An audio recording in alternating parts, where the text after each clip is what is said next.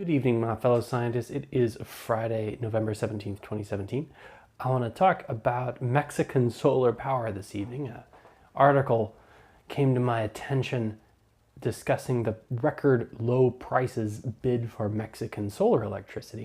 Of course, Mexico being close to the equator, they have extremely high insolation, that is to say, a high amount of sunlight per meter squared of Earth, and they have good connections to the American grid, although I think that at this point it's just a domestic supply. That makes me think that it may not be long before Mexican solar electricity is being sold to American consumers.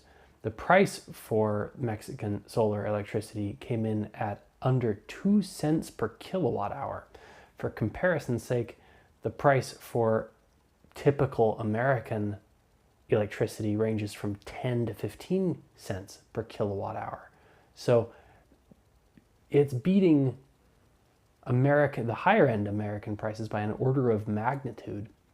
That's pretty amazing to me that solar has come down that far so quickly, that we now have an order of magnitude difference.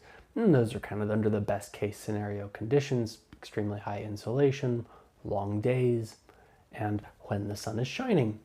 But given that the price can drop as low as 1 cent per kilowatt hour, that's a huge opportunity for energy storage. If you can buy electricity at any time of day from anywhere that's connected to the grid for 1 cent per kilowatt hour or 2 cents per kilowatt hour, and then sell it to peak consumers for 10, 15 cents per kilowatt hour, that is a huge margin.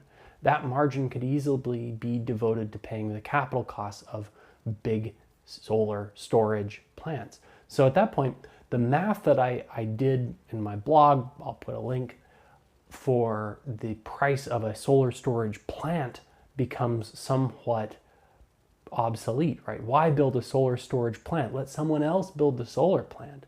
Buy their solar energy when they can't sell it to anyone else, and sell it when the grid needs it most. That business model strikes me as an advantageous business model going forward. The big question is, what are the capital costs associated with the batteries? And if those come down low enough, fast enough, this is going to happen quickly. Which is why I feel like the iron battery is topical right now.